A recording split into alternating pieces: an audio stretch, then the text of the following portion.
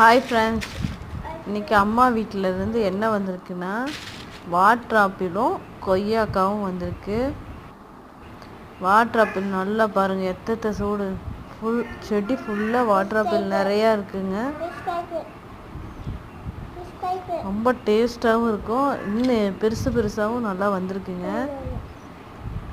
ஆனால் water apple சாப்பிட்றதுக்கு அவ்வளோ டேஸ்ட்டாக இருக்குது.